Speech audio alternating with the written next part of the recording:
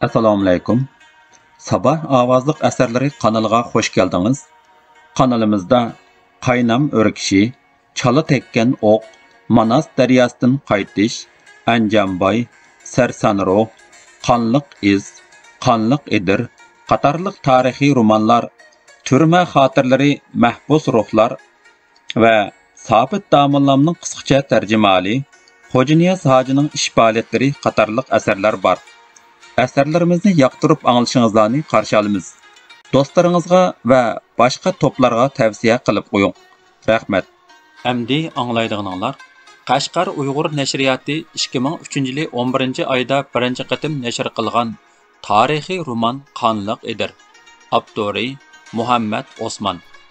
15-bob. Dastlabki chekinish.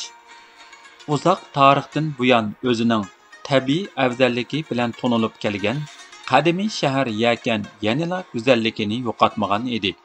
Butun atrofni qoplab turgan büyük baraqsan o'rmonlar, agri-bugri ko'chalar, balaxonliq uylar, kungurlik ozoda hovlilar, yo'llarga soya tashlagan qiri ujma daraxtlari, qarayog'ochlar, hayvatlik o'rda qasrlarga silishtirma bo'lgan qing'ir tomliq egiz-pas uylar, soda do'konlari, kungurlik sepillar bu shaharning qadimiyligi bilan milliyligini isbotlasa, jannatga timsol bog'lardan gupildab dimoqqa urildigan chechaklarning xushpuroqlari go'yo attar do'konini aslatdi.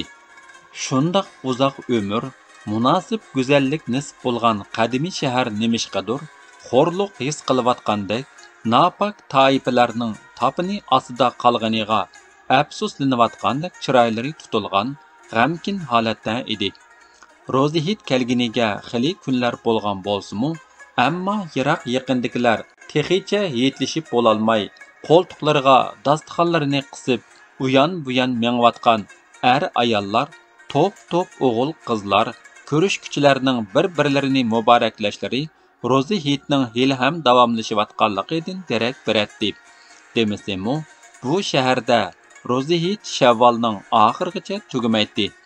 Yakan xon ordusidimi hit qizg'in davom etyotdi. Shaharlardan hit bahonasi bilan Afrdun Vangning hitini muboraklab kelayotgan sovg'alarning oyig'i uzildigandek emas edi. O'zini shohlarning shohidek hisoblaydigan Afrdun Vang go'yo butun insoniyatning hayot mamotligi changilida turgandek mag'rur va xotirjam edi. Shaharlardan suvdek eqib kelayotgan oltin kumushlar uningda yangidan yangi o'ylarni paydo qilib, Venzong xon Isinguruyju 1851-yildan 1861-yilgacha ni yo'qlab kelish istikini tug'dirdi. U kuz oylarining arambaxsh kunlarida yo'lga chiqishni planlab, mushu fursatda yerlik feodal amaldorlarni o'ziga tortib, ularga yangi mansablarni berish orqali o'ziga moyil qilish g'arizda yuratdi. Biroq taxtni ko'zlab kelayotgan to'pon balosi yoki yer jahonni yalmog'idek dahshatlik yong'inning shiddat bilan yaqinlayotganligini xiyoliga keltirmaydi. Afrdun bugun bomdoddan keyin atiganlik nashtini qilib qabulxonaga chiqdi. Salomga kelganlar taqazzolikda rat tizilib kutib turadi. Afrdun kelishi bilan baglar qo'l bog'lab, uzoq umr, salomatlik tiladi. Afrdunning kayfi chog' edi. Baglarning salimini qabul qilib, tarqalishga ijozat berdi. Baglar 4-5 qadamcha orqasiga chekinib, amdila o'rilib minishiga Afrdun Vang xazinachi vazir Mag'rul Bagni chaqirdi. Afrdun Vang Mag'rul Bag bilan ham suhbatda bo'lish oldi turganda, qabulxonaning ichiga Vang olilari deginicha Yingsar hokimi kirib kelib, Afrdun Vangning oyog'iga yiqildi. Manjocha formalarini tashlab, puxracha kiyingan, yuz ko'zlarini chang bosgan, put-qo'llari derildab, mag'durdan ketay deb qolgan hokim qor yomg'ir yosh to'kib, sajdadan bosh ko'tarmay davom qildi. Shahar qo'ldan ketdi, olilari, shahar qo'ldan ketdi. Afrdun bo'lsa, bu yil kuzdagi Beyjingga berish safarida xonga tartuq qiladigan sovg'a uchun to'plangan narsalarni surishtirib, ko'nglini tindirmoqchi bo'lib turadi.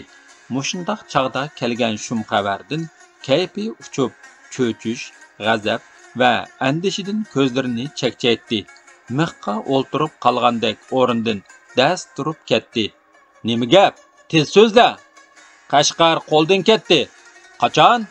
Shavvalning 15-kechasi. Yingsarchu. Tez et. Hozircha tinch. Nimish kelding? Xabar qilg'ili. Shahar kimga qoldi? Odam bormi? Qo'bolxonaning ikki timg'a tortilgan uzun perdaning orqasiga yo'shirin o'rinlashtirilgan qo'g'dog'chilardan to'rti itilib chiqdi. Buni ilib chiqib ko'zdan yo'qdinglar. Afrdun farmon tushirib turishiga qo'bolxonaga yana bir qanchasi usib kirib, "Panoh bo'lg'aylar oliylari" deginicha Vangning oyog'iga bosh qo'ydi. Bular Yingsarning hukmdorlari, shariat, hukumat farmonlarini tushirguchilar bo'lib, qochqun hokimning orqasidanla o'rdiga yetib kelgan edi. Janobi Vang oliylari, Qashqar qo'ldan ketgandan keyin qo'zg'olonchilar otliq, piyoda Yingsarga hujum boshladi. Buningga sal qarash bek xatarlikdir. Biz jinimizni ilib qochish uchun emas, balki oliylarni vaqiflantirib, yurtni qo'g'dab qilish muddasida hokimga agishib, huzurlarga yetib keldik. Bu ofatning yuz berishi taqdirdan kelgan qazodir. Donolar qazo gar yetsa kuh ham kah bo'lur, gar Platon bo'lsmu ablah bo'lur. Kuh tog', kah saman, ablah dud. Debdikan, o'zlarining mislsiz aql idroklari bilan taqdirga tadbir qilib, yurtimizni to'planchilardan amon qilg'aylar. Baya o'duqib ketgan Afrdun amdi sal esini topdi. U paskarga tushib, texi yilala hokimni ko'zdan yo'qotishga farmon tushirgan to'rtiga topiladi. Yingsar beglari obdan kutilib, saroyga o'rlashtirilsin. Afrdunning inoyatiga erishganligidan ta'sirlangan beglar ko'z yeshi qilishib, saroyga yo'l ilishdi. Vang ordisida bo'lsa, texi 10 necha minutning oldidagi xotirjamlik, xushallikdan asarmu qolmagan edi. Ig'ir g'am qayg'uga cho'mgan Afrdunning xiyoliga qo'zg'olonchilar qiyon suyidek davrab, yakan shaharni besilib, o'rnining ichi qon ko'lchikiga aylangan mudish manzara kelib oldi. Kutilmaganda Lava shahrining oxun ashraflari va yana nechiligan baglar mol dunyolarini tashlab, jon qayg'usida ahu faryod chekib, Afrdun Vangning oyog'iga o'zlarini etishdi. "Ey bahodir Vang oliylari", dedi ularning orsidagi yoshda hammadan cho'ng Lava shahrining oxuni. "Yingsar qo'ldan ketdi. Qo'zg'olonchilar to'sqinsizlar kirib, shaharga bexaramon o'rinlashdi. Biz nima qilishimizni, qaysi tarafga mingishni bilmay, xabar yetkazgili keldik."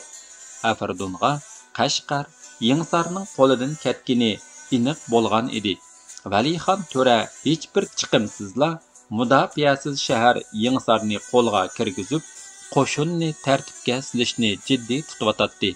U yana Qashqar va Lava xalqiga farmon tushirib, qo'zg'olonchi qo'shinning bosh kiyim va ustivoshlarini bir xillashtirish uchun hunarvanlarni uyushtirdi. Uningcha qo'shinni bir xil formada kiyindirganda muntazam tus olgan jangovar holat shakllanib, dushmanlariga haybatlik ko'rinadi.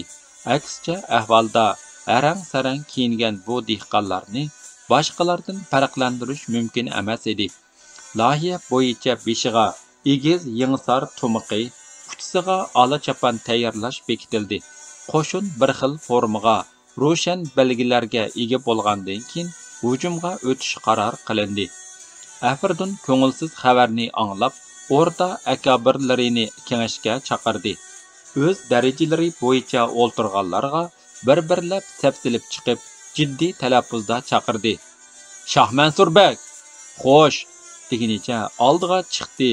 Yuz ko'zlarini qo'yuq soqol bosgan jivak bir odam.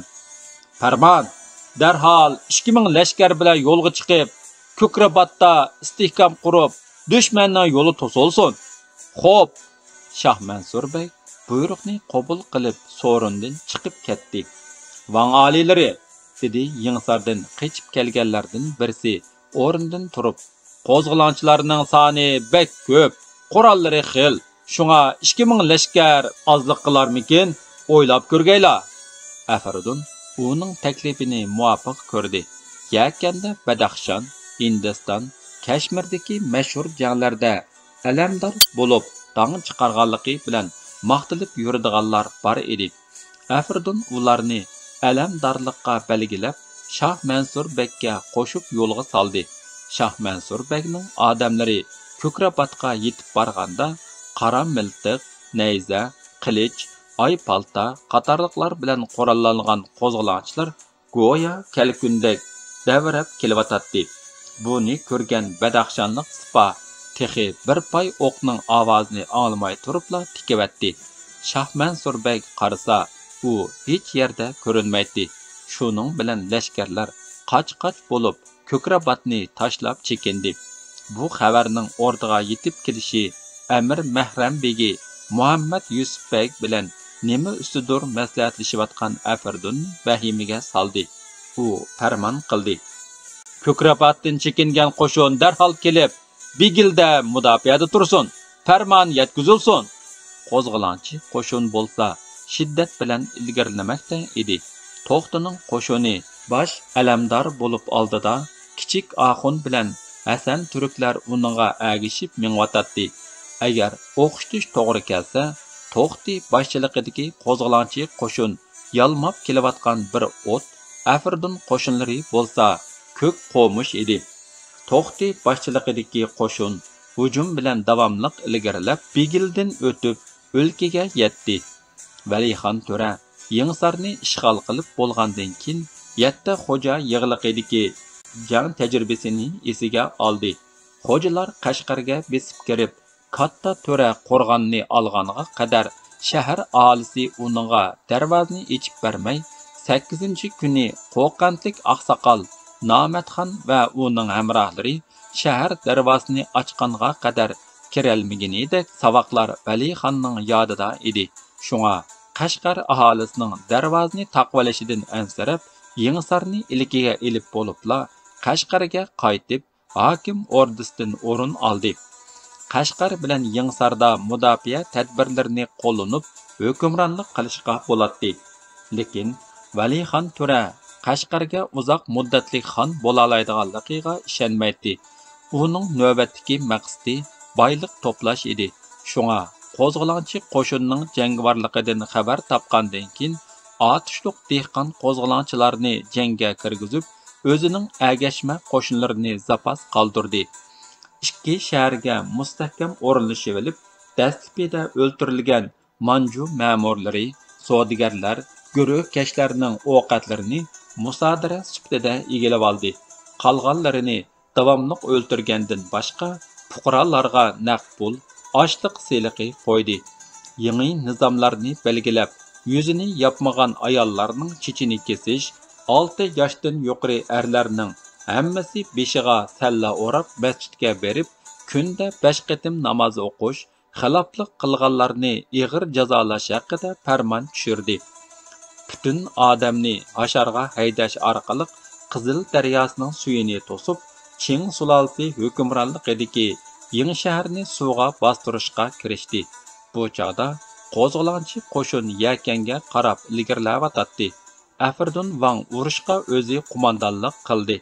Ordining bosh maslahatchisi Shayx Islom Sohib Karam bilan Axun Munajjim Zaman ikkisi ilmiy nujum bilan karomat ko'rib, keyingi g'oyib ishlar ustida xabar bermoqda edi. Lekin urush ahvoli ularning deginiga o'xshamayotdi. Bugun Bomdoddan keyin baglar Qobulxonadan tarqab turishiga bosh Mirzabek kirib keldi. Urush maydonidan xabar keldi, dedi u sajdaga bosh qo'yib. Afardun birdilla jiddiylashib ijozat berdi. Ijozat, qani turib so'zlang. To'planchi o'g'irlar hududsiz ko'p ekan. To'solg'usiz bostirib kelibdi. Qandoq qilamiz, to'rlarim? Afardun burilib Sohib Karam bilan Munajjim Zamonga ta'na nazarda qaradi. Boshlariga qozondak sallini o'rab, oq yaktak bilan go'yo bir onadan tug'ilgan qo'sh gizaklardek o'ltirgan oppoq soqolliq bu ikki zot dərhal cavab berəlmədi. Birdəm o'ylanıb alğandan keyin munajjim Zaman ig'iz ochdi. Biz qiladigan tadbirni qildik. Xabar ambal Jangjunga iltimos sunayli. To'g'ri gap bo'ldi, dedi sohib karam munajjim Zamanning so'ziga qo'shimcha qilib. Hozir shahrimiz xatar ostida turganda xabar ambal Jangjun quloq yo'pirsa bo'lmas. Darhol uningdan yordam so'rayli. Shundoq bo'lsin, dedi Afirdun Wang va shu an formasini kiyinib minishga tayyorlandi. Afirdun Wang Yanshahar qo'rg'oniga kelganda Manju qismlarimi jiddiy holatda edi. U ma'pisi bilan ichkirilab kirib, xabar ambal Jangjun mahkamasi oldiga borgandala tushdi. Mulozim qarovullar hamrohlarini sirtda qoldirib, o'zini Jangjunning qishiga boshlab kirdi. Xabar ambal ishning mushu darajaga yetishini allaqachon bilib ulgurgan edi. Bugun Afirdun Wangning izdab kelishi dal uning o'ylagan yeridan chiqdi. Afirdun Wangning kelganligi yuqori ovoz bilan ma'lum qilingandan keyin xabar ambal uni kutib olg'ili eshik oldiga chiqdi. Xabar ambal Jangjun janoblari, dedi Afirdun Wang qo'l bog'lab turib. Qashqar, Yingsar qo'ldan ketgandan keyin to'polonchilar Ko'krabat va Bigildan o'tib o'lkaga besib kirdi. Pat arada Yakan shahriga oyoq bassa, hammamiz saq qolmasligimiz mumkin. Meningcha, butun ulug' ushoq avomni shahar ichiga jug'ilsak, darvozani ching etib saqlasak, atarman, choparman bo'lib 1000 kishi chiqarsak, Hindi va Kashmirliklarning elchixonlarida 5-600 ta qurolli kuch bor. Urush jabduqlari tal, qo'shinga Manju qismlarining chirklaridan qo'shib avatsak deyman. Shundoq qilmoqcha omon qolmoqning amali bo'lmas. Nihoyat yaxshi, dedi Jangjun yo'tisiga urib. Shaharni ololmaydi biz turib, men chiqray 500 chirik. Endi Kashmirlik bilan qo'shilib, o'g'irlardan birnimi qo'ymusin tirik. Biroq bu qo'shinga shoh o'rinda kim tug'dor bo'lib turadi? Buningga qobil kishi bo'lishi kerak. Qo'viq begi chiqsin. Ishik og'isi, dedi Afirdun Wang. Jangjun bilan ikkisi qo'viq begini sardorlarga bosh qilib, alamdor sarvozlarni tayinladi. To'liq qurollangan birlashma qo'shin go'yo butun olamni supurib mangdigandek haybatda qo'zg'olonchilarga qarshi otlandi. Ulardagi qurollarni texi kishilar ko'rish tugul xiyolga keltirishgimi ulgurmagan edi. Birlashma qo'shin shu otlangancha yurishni davomlashtirib, qo'zg'olonchilarning oldini to'sdi. Sol tarafda Manju qismlari jang urib sapras tursa, o'ng tarafida afg'onlar nag'ra chalmoqda edi. Bu ikki qo'shinning ro'barosida To'xti Manju qo'mondonligidagi qo'zg'olonchi qo'shin jang dumbiqiga Sunayni tankash qiladi.